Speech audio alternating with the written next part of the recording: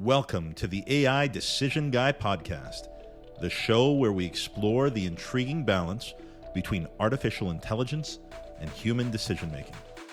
I'm your host, Dr. Carlos Kemeny, and in each episode, we dive deep into the world of AI and its impact on various industries. Today I'm joined by guest Tyler Folkman, who is the Chief Technology and AI Officer at BENgroup. His team's work explores applications of machine learning in disrupting and transforming the creator, entertainment, and marketing industries, and has been featured in the Wall Street Journal and other prominent news outlets. Tyler's work has earned multiple patents in the areas of entity resolution and knowledge extraction from unstructured data. Prior to joining BENgroup, Tyler led Ancestry's personalization and recommendation teams and served as an adjunct professor of applied machine learning at Brigham Young University. So it's a pleasure to be here with Tyler. Thank you for being on the show, Tyler. Yeah, thanks for having me. I'm excited. There's so much to dig into. I mean, you are a connoisseur of AI, and I'd love to just start there. You know, what brought you into AI? You now are leading technology at BENlabs, doing some incredible things with brand and content. So I'd love to just start with how did you get interested in AI, and how did you land where you are now? Yeah, it's a good question. When I was in college, there wasn't really an AI term. I mean, AI has existed long before me, but as a term, it wasn't like super popular. So I studied economics in undergrad and really did a lot of like traditional statistical modeling, regression analysis, time series forecasting, all that fun stuff. And then at some point, I realized that not everything was a regression, like, which is kind of an interesting time for an economist. There's things like decision trees, random forest, gradient boosted trees, and then like deep learning, starts taking off in like the computer vision world with like neural networks and convolutional neural networks. And for me, it was really just the curiosity of like how to create better predictions with data that kind of led me to dabble in Kaggle on the side or pick up Python. And then I went and did machine learning focused graduate degree in computer science, and then just kind of kept working in it through my career at Ancestry and other places, and just kind of really always liked the idea of like data is very powerful. And if we can leverage that data intelligently, I think we can make better decisions, we can make better products, better experiences. And in some ways got lucky that I was kind of like at a time when a lot of companies were starting to think that way. So it was good. Talk to me a little bit about the challenges with the input-output equation with regards to AI. I think, something that I really enjoyed talking to you about previously over lunch, I think, was about this idea of data trust. And that is required for effective decision-making. Can you talk a little bit about your philosophies there?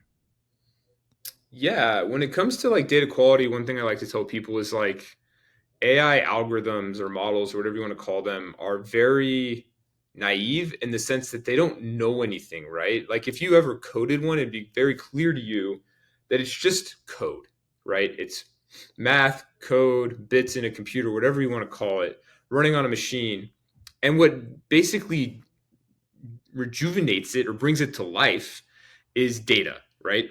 And so when AI models behave in unexpected ways, there can be bugs and other things, but a lot of times it's because all it knows is all you've told it. And so it's as if it was born into this world in which the only data it has is the data you gave it. And so obviously that's very important.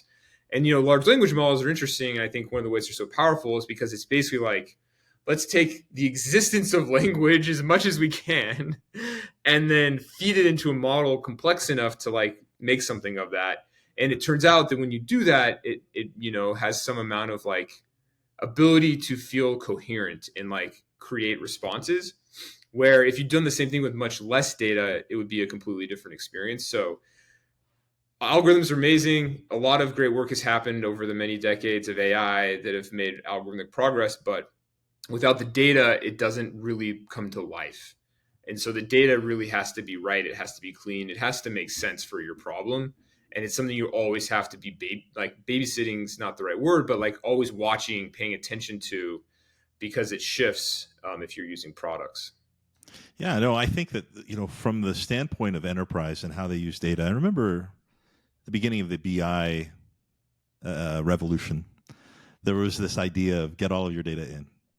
And now you have all of this data. There's tons of data.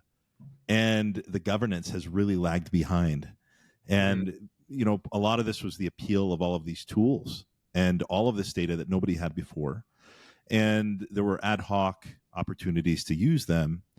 But what are your thoughts about now for a lot of these companies, a lot of these organizations that have all of this data that they haven't trusted for so long?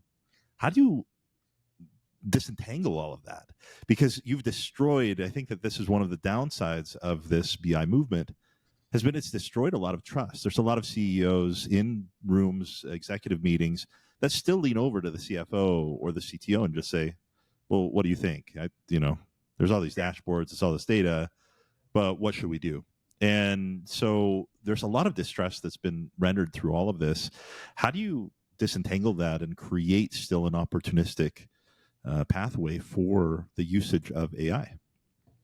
Yeah, I think it's kind of two things on that. One is it's easy to lose like the forest and the trees, if that's the saying, where the goal has always been make better decisions with data, right? That's the goal. But somewhere along the way, for some companies, the goal turned into get all of our data into a warehouse, which is not the goal. It's a path, it's a step to your goal. Obviously, you want the data in your warehouse to create value from it. But I think what a lot of companies could do is like, well, actually, our goal is to create value with data. So what value do we want to create? Maybe you want to better understand your churn or something. So like, what are the key data points you need to flow through that system? How do you make sure you can trust them if they're up to date? Like, I think you need to not lose the vision and just build the whole pipe in a way that creates the value, as opposed to just be like, well, step one is get all the data in. But then you kind of lost sight that, well, like you have to trust the data and like it has to actually be good data. So there's just many steps, and it's easy to get lost on this journey and find yourself in like, oh, we've been treating the goal as just get all the data into the data warehouse, but the goal is always make better decisions with data. And then second, I think it's easy to forget that data doesn't make decisions. And maybe with like GPT technology, like some of that's going away. But still at the end of the day, as Mark Twain has that quote, is like lies, damn lies, and statistics or something, where you do have to apply context and human judgment to even the best, cleanest data predictions or whatnot. Like, I think a good example of this is like the Zillow debacle, where they're trying to like basically flip homes based on their algorithm. My guess is their algorithm was pretty accurate on their training data and their test data, more importantly. But what they kind of forgot was like the human condition, which is people aren't going to only trade with you or their house if they think that you're undervaluing it. So you're not randomly sampling the population of houses. You are only getting people who think you've done a bad job predicting who are going to interact with you. And so no matter how good your algorithm, your data, your dashboards or whatever, there's still a lot of other stuff going on where you have to make a decision. And I think in some ways that like Netflix problem of too much choice can also apply to data, which is like too much data can almost make it hard to make a choice, because on one side, this data is telling you make this decision, but this one kind of conflicts, and like, what do you do? So I think it's important to realize that humans still make decisions. Maybe not every decision, but they still make decisions. And so you should use data as an input, not as your decision maker for most things. Yeah, I think that this is actually one of the things that I get most concerned about with society, this idea of around AI dependency. When we outsource our decision making, we do today, right? LinkedIn is a good example here. We friend people, and then there's a newsfeed that gets created for us. We don't control that newsfeed. There's an algorithm that puts that together, and then we consume.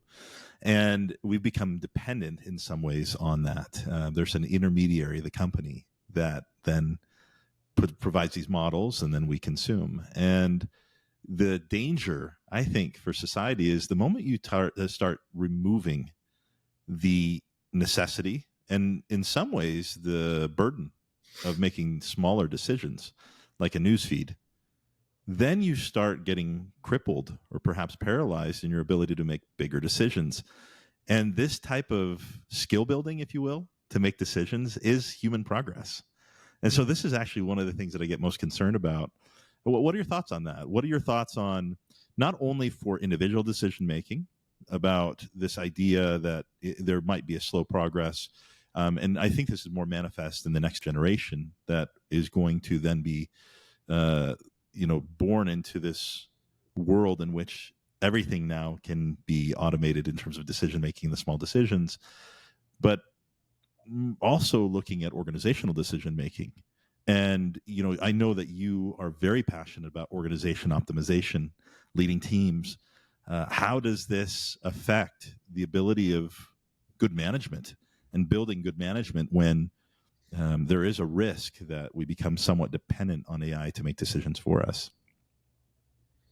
Yeah, it's a good question. I think the way I view it, which I mean, time's going to tell and things are going to play out and we'll see what happens. But I think if we try to make corollaries to like the history, is like AI is a tool. Right now it's an advanced tool, but it's still at the end of the day is like a tool, just like a calculator was, just like the automobile was. And I think the people who will be successful will figure out how to leverage these tools to drive outcomes that are important to them or to their business or what have you. And I think there will be people that get lost on that journey where, like anything, they're not actually driving the outcome they want, though they're using the tools. So, like an example of this, like if you're a creator, and we work with a lot of creators, and your kind of takeaway is, I don't need to create content anymore. I'm just going to take ChatGPT and Dolly 2 and like turn on the bot machine. Then like you're probably going to reach a very low level of success because that's not what audiences actually want to consume, and it's just going to be pretty terrible or like average content. But if as a creator your kind of takeaway is like, I can have an AI companion that's like spitting out 50 different concepts for this thing, some titles for my next video, and like generate some thumbnails, and like I'm still having to like orchestrate the system and make the decisions in a lot of ways. But like I think decision making has a cost, right? And if you can find ways to make your decisions faster with less cost, that's good. So like as an example, I don't know very much about history off the top of my head because I just Google it, right? And like engineers is like it's like you stack overflow the same question like 1,000 times. And it's because you've outsourced your brain to Google. And that kind of works because Google's up 99.99% of your life and it's rarely down. And like, sure, there's maybe some scenario where Google's down and you're screwed, but it's pretty unlikely. Maybe GPT is like the next version of that. And I think that's actually good. But like any new technology, there are going to be people that really figure out how to leverage it to generate outcomes they care about. And there are going to be people that try to use it and are going to struggle. Like we see this with social media. It can be a great, powerful tool to do good things, to learn, to connect with people. Elon Musk might retweet you. Like what? Like that's crazy. But at the same time, there's a whole group of the population that just doom scroll with their free time. And I think you kind of get both, and it's kind of up to us and maybe society to figure out how to like do more of the good and less of the bad. Yeah, I mean, there's individual accountability, and I think that this will define human progress in that way. It's how much are we able to deliberately select how we utilize technology. Do we allow ourselves to get consumed in the automation side of decision making?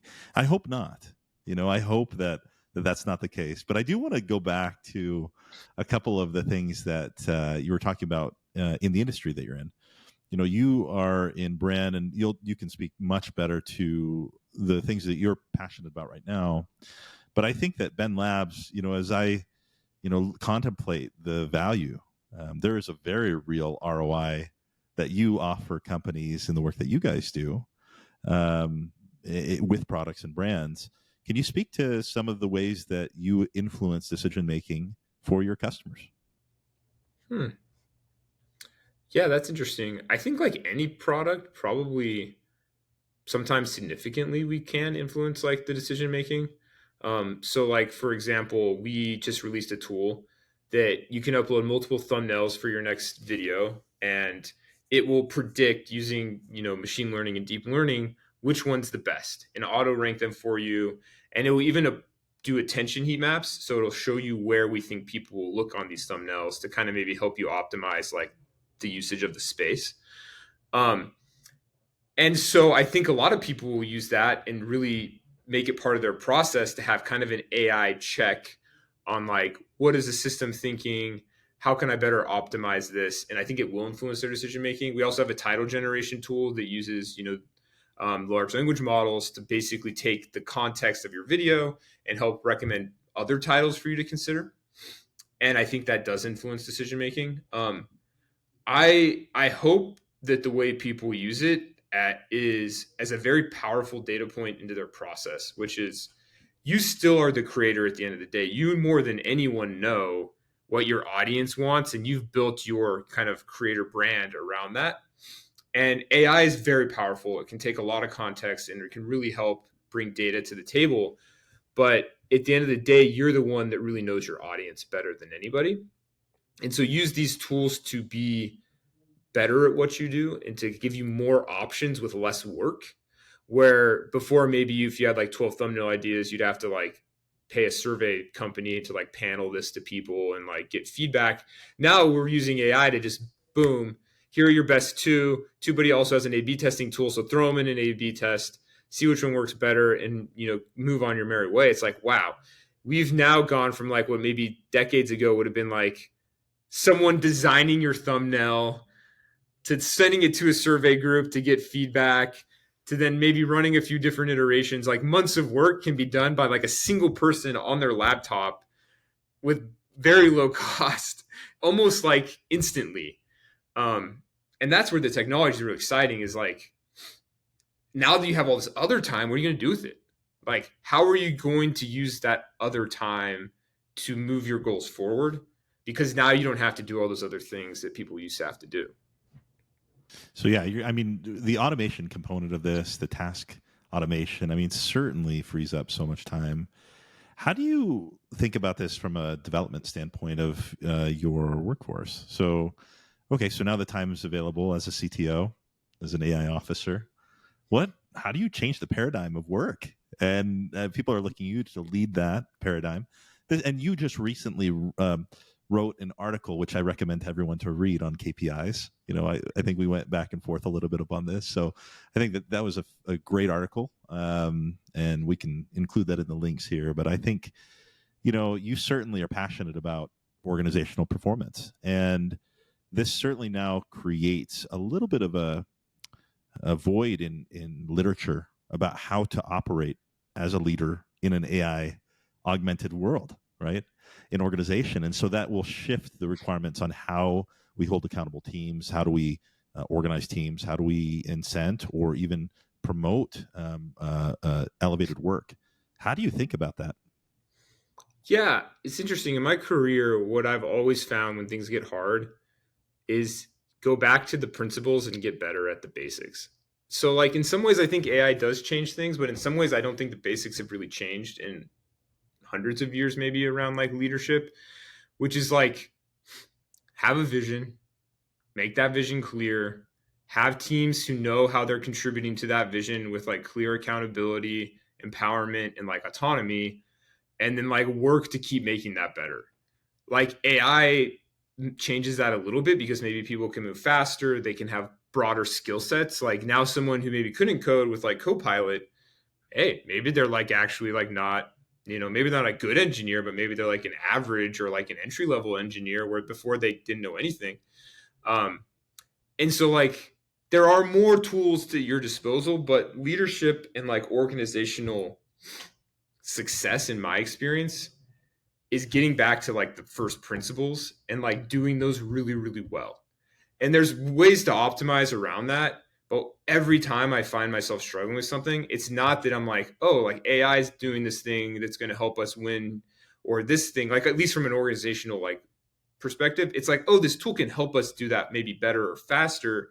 But what we actually lost the ball on is like we didn't make the vision clear enough for people and we should have spent more time there. Or, the accountability was kind of lost and the teams were trying to do two different things and we should have done a better job there. Or like, it's never like, wow, this like crazy idea, if we would have just done it, things would have been better. It's like, no, the ideas are pretty simple, but they're very, very hard to master. That makes sense. I mean, I think that from a standpoint, what I'm hearing you say is vision. That's going to be the continual. Like, for example, right? Vision is still a continual bottleneck. I think for leadership to be able to set, but an opportunity too to coalesce teams around work. It's interesting because for me, I look at. Let's take a very specific example. A junior engineer or a senior engineer. There's typically an expectation of what can be accomplished in a cycle of a roadmap, right? And so we use kind of a, with experience as well to determine what is sufficient work. And so we set goals, KPIs around code commits, and that's not the only metric because our experience is right. And so now you have quality and quantity. But the evolution of work now has significantly changed on what can be accomplished or should be accomplished with somebody that's equipped with these tools. So what kind of burden does a leader then take on to learn these tools and to get quickly educated on the ability to estimate and appropriately set goals for individuals and teams? Yeah, I think that's kind of interesting question. I actually think the harder thing for most leaders is like, do you even have visibility into the things? Like, let's say you care about code commits, which I'm not actually convinced that's a great metric, but let's say you care about it. And now there's all these AI tools to make code commits way easier. Okay, that's good. That's fine. But do you even know what your baseline code committing is and like how it's changing over time? Because if you don't know that, then kind of the tooling is kind of irrelevant. But I think great leaders have an understanding of what's like an output or lagging metric and what are kind of the input leading metrics to that thing. And like code commits could be a leading metric that you want to kind of keep an eye on. But if there's a shift level in technology that like some of your metrics change, in some ways that's okay because you'll see this on your dashboard or whatever you're monitoring, and then it's going to stabilize, right? Like the team's going to reach a new level of normal. I think one thing that's tempting but wrong to do is teams shouldn't necessarily be compared to other teams. A team should be compared to itself. And like there's obviously value in like kind of knowing like generally what's good and what's bad and like whatnot. But the truth of the matter is different teams have different challenges, context, blockers, whatever. But if the team is getting better, then that's good. And you should still know like what's the range of like, yeah, if a team's really below here, it doesn't kind of matter the context. It's like whatever. But once you kind of operate in this like good range and above, I really think you're kind of pitting the team against itself and like how do you constantly get better? And whatever tools they use is kind of, for me, irrelevant as long as the leading metric still ends up having causality to the lagging metric you care about, which is probably something like customer value. So people care about code commits because there's this real belief that the number of pieces of code you get out into your product is going to cause more customer value. What we've kind of found, and I think this is driven more of like the product driven revolution over the last whatever many years, is that's a kind of weak causality because you can just ship stuff that nobody cares about. And so then you start looking at other things, which is like, did you do like good discovery? Did you like, how often are you talking to customers? And these are all good input metrics. But again, to our point earlier, you could list off hundreds of input metrics to like building a great product. But now it's up to you to like, which ones actually matter? How do you contextualize them? How do you build them into a system to start having some confidence that when we, let's say, do X, value is going to come out the other side? And that's, to me, the crux of what makes business so hard because that engine is different for every company. Unlike other sports, for example, like the way you become a marathon runner is very, very similar for every person that did it. It's just whether you have the genes or not. But like the process is very, do this training, eat this food. And it's hard. Like it's understanding is simple, but it's hard to execute. But if you do those things, you will likely get better. Companies are crazy because the system is very hard to understand. And so it's hard to feel confident that your input metrics are actually going to lead to your output metrics unless you're being very scientific about moving X does Y change, and does that repeat, and does it cause things. And I think the best companies like Amazon have been doing this for decades. And so they really understand this engine and they can manipulate it to be successful. But even them, even the best, don't always get it right. I mean, the Amazon Fire Phone was a multi-billion-dollar failure. So it's hard. But the technology for me is actually kind of not super relevant. I think the teams, this is where like the evolution of our organizations, like the best people are going to find the best use of technology. And because of that, they're going to be making more output and value for the company. And so they're naturally, hopefully, if you have a good culture, going to kind of rise to the top. But then as leaders, it's like, how do you make sure that they're doing the best that they can and focused on the right things that are actually going to lead to the outcomes you care about, and not just, maybe shipping whatever. I love your take on teams. I think that I've really appreciated our conversations around teams because, you clearly have such a focus on development and on autonomy of these teams, and for these teams to operate well. I think I shared this with you previously, but if I ever write a book, it's going to be called Measuring the Delta. And the reason why is because you're interested in, the start point and the end point and that growth, right? Instead of trying to figure out how to set some arbitrary metric across everybody. Everybody's different. Each team is different. One thing that I thought was interesting, I listened recently to a podcast with Brian Chesky, founder of Airbnb, and they developed an approach where everything in the roadmap goes through him, and he reviews everything. And there was this belief that it would slow things down, but it actually sped things up, particularly because this vision then could be standardized, and that there was one great roadmap against the previous paradigm, which was a bunch of roadmaps across a bunch of different teams. And what he was talking about was different departments operating on the same roadmap, not just product creating a roadmap. What are your thoughts on this, though? Because I think I like that approach. It converges, I think, in a lot of the principles with a lot of the principles you're talking about, because a unified vision then is the responsibility of leadership. And clearly, being able to manage the uncertainty around all of these variables and the dynamic nature of these variables requires you to be deliberate about what you're even trying to do and what are the things you're focusing on. And so if a million different variables are being tested and they're now being interacted with one with each other, you have no idea what really is driving change. And I would imagine that this is one of the benefits of being in content and brand, is that you do isolate some variables here, and you can then measure very well, how does this translate into organizations, and how do you make that happen? Is it following Chesky's approach? Is it, as a leader, do you try to isolate variables so that in your own decisions on how to lead teams, that it becomes more simplified and more predictable what the outcome could be? Yeah, I think it's a really interesting question and insight. What I come pretty convicted around is there's no like one true ring to rule them all when it comes to like how to do this, which is a little bit like, I think, perplexing for people who want to believe that like there's one way. So like, Airbnb's got their way. Netflix, Reed Hastings wrote the book No Rules, and he's like, basically just like trust people to do good things and like give them a high level vision, and like they'll figure out how to get you there.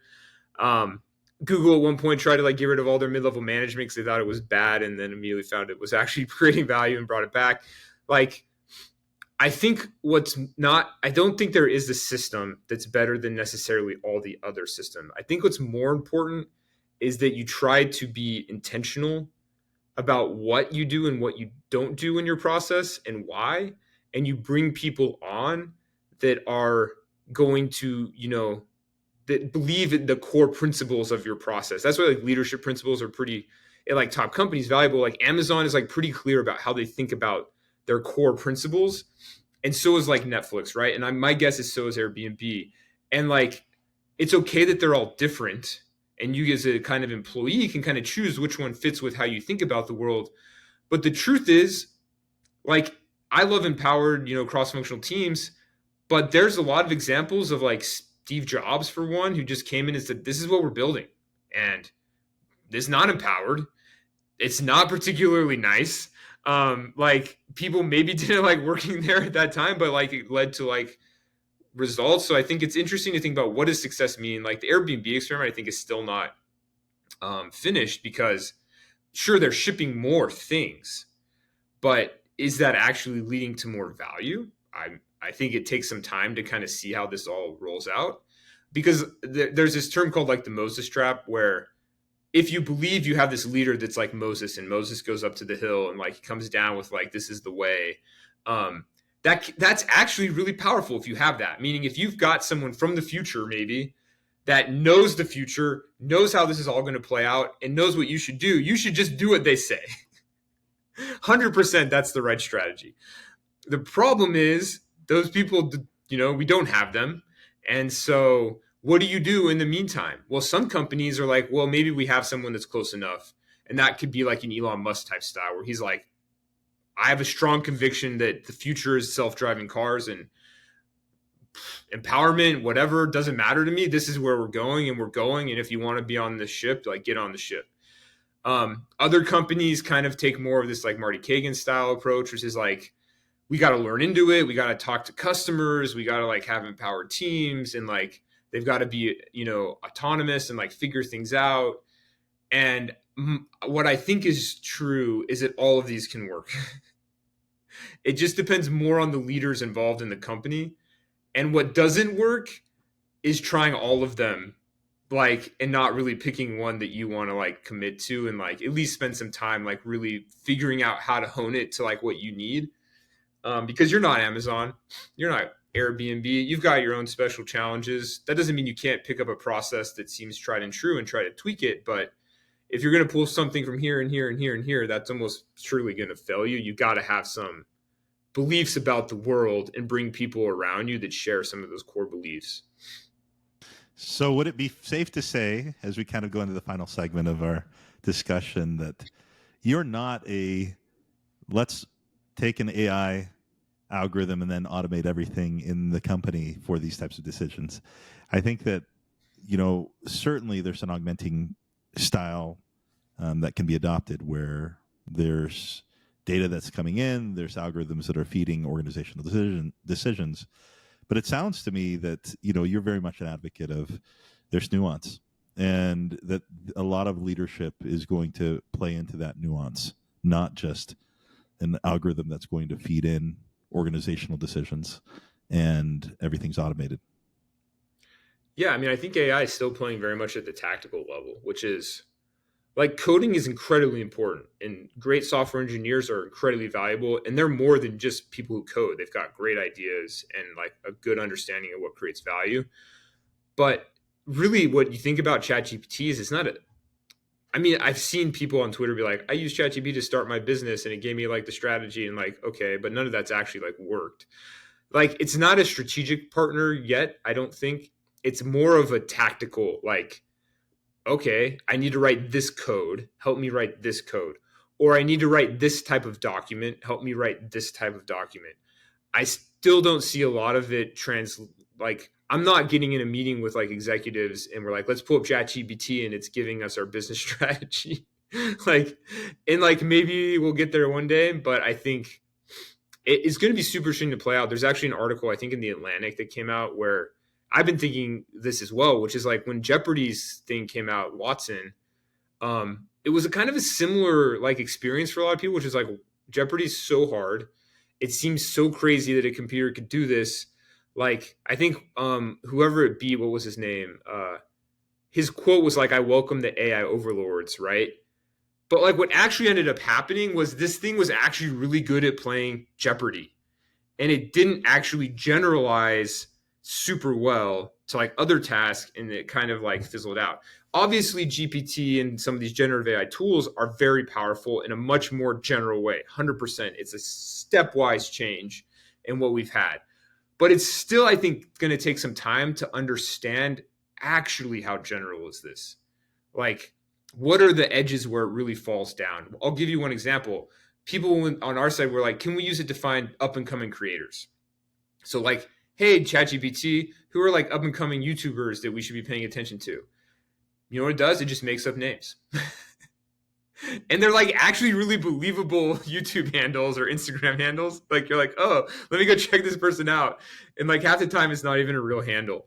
Um, and so I think it's gonna be interesting what are the edges of this new paradigm. And my guess, based on history, is that the edges are closer to us than we think right now, because we're still exploring and we haven't hit it yet. And in our mind, we're like, they must be so far away. We haven't hit them yet. But I think we might be surprised at like how close they are. But that's not to say that this isn't game changing. It totally is. But I still think there's a long ways to go. So I can validate everything you said. I actually put in to ChatGPT, who are the famous people from my town? And it referred to someone who was from a movie, a fictitious character, yeah, because it didn't recognize the boundaries of what was real from a movie yeah, and from reality. So, case in point. And then the other thing that I think is really intriguing as part of this conversation is, how do we change our brains? And maybe this is a good final question for our talk. But how do you change the way that humans think and observe? Eric Schmidt and Henry Kissinger recently wrote an article, an op-ed in the Wall Street Journal that I think everyone should read, not just AI or technologists. I think everybody should read it. It's a very good article about the human rewiring that may need to happen, the brain, to validate information. And part of this might be consistent with all of the disinformation, the misinformation movements, the things that we've seen recently with elections and so on.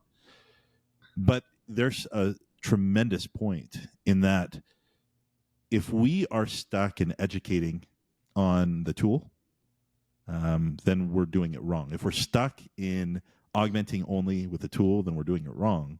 What we should be teaching, at least in K through 12, higher ed, is how to validate information if it's correct or not. Mm-hmm. And what's interesting, I think, in publishing, the more that we read more articles in the the news industry, there's a lot of misinformation that are there's text that's just incorrect. Mm-hmm. And journalism, I think, has declined quite a bit. And I think that there is a piece that we've lost in the last 10 to 15 years based on the globalization, the ease of use, the ease of access of information, that not all information needs to be correct to create some kind of value, a click, and so on and so forth. And this has created a lack of rigor in how we validate stories when they go out or information when it goes out. And so I guess the question here is, how do you teach? How do you envision this then, happening in education, then going to the workforce, the ability to think about validation of code? We'll even, zone in on that. You can use, Code Assist to help you construct and even to self-heal maybe. Based on iterations and some outputs or validation, reinforcement. But how do you truly then validate if code is operating correctly? How do you truly validate if a sentence is right or wrong? There is some kind of bias that we will give, I think, some of these tools, that it's just mostly correct. And then we move forward because we might be lazy. That's just a general. And so the question there is, how then do you, in a workforce, let's say, really hone in on the validation side, the observability and validation side of code before it goes to production? How do you ensure that customers are getting that type of validation over time as people are getting more used to accepting the 98% right solution? Yeah, I mean, how we've done it traditionally is through testing, right? Is like code is validated if it does the job it was coded to do, and then we write up tests to like verify that, whether they're unit tests or integration tests or whatever type of test it might be. And the issue with testing is that you can't predict all cases, and so then you add like logging and like alerting and all this jazz, and then like two of the goals of core goals of software engineering, I think, is ship code that's good and does the thing it's supposed to do.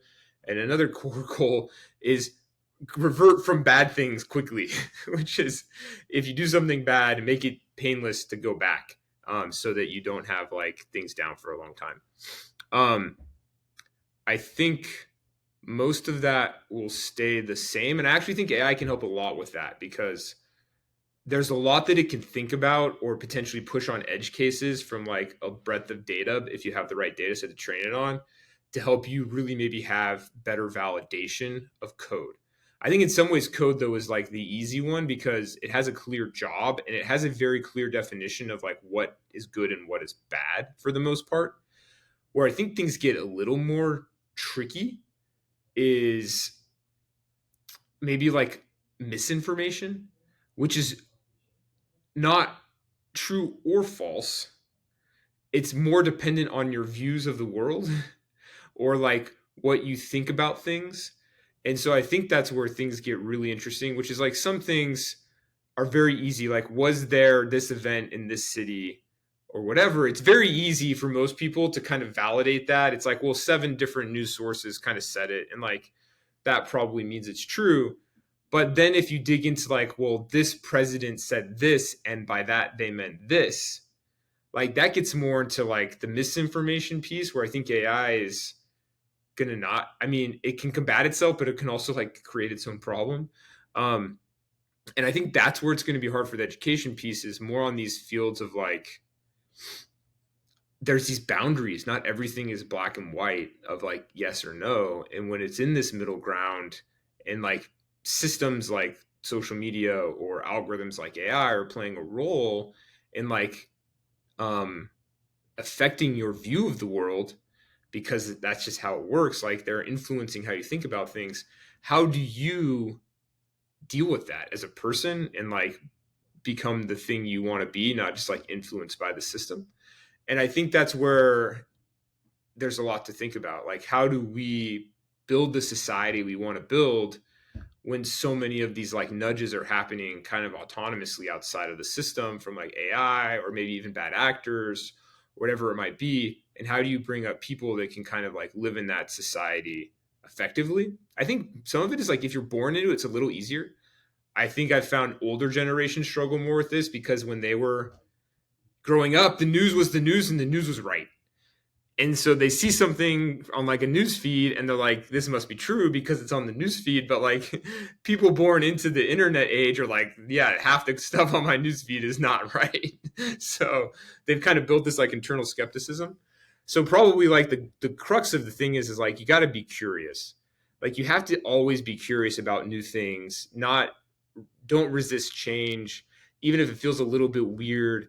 Like the some of the like creators really don't like the AI technology because they think it's gonna like take their job or do this other things. And like I get that. But it's a technology, it's here. Like, how do you take these things that are moving around you and figure out how to like make advantages out of them and like be part of the conversation and like help create the world you want to live in? That's I think the real challenge is how do we raise people that are going to engage with that and help kind of like really critically think about some of these challenges and help us overcome them. And yeah, I don't know. I think, I mean, this is a whole different subject, but I think our school system has a long way to come to catch up with like relevant skill sets because it's really based on a pretty antiquated system based on a world that doesn't exist anymore, a much more static world. And we're just in a very quickly evolving world that I think needs new skill sets from, the rising generation. We'll have to make a deal then that we will talk about this again maybe in a year and we can talk about how education is evolving. But for now, I think this is a good stopping point. Really appreciated the opportunity to chat about this. Tyler, you're phenomenal. Really appreciate your perspectives and appreciate you joining the show. Yeah, thanks so much, Carlos. Thanks for having me. It's been great. Thank you for joining us on the AI Decision Guy podcast. Don't forget to subscribe, rate, and review our show, and be sure to tune in to our future episodes as we continue to explore the ever-evolving landscape of AI and its impact on decision-making. Until next time.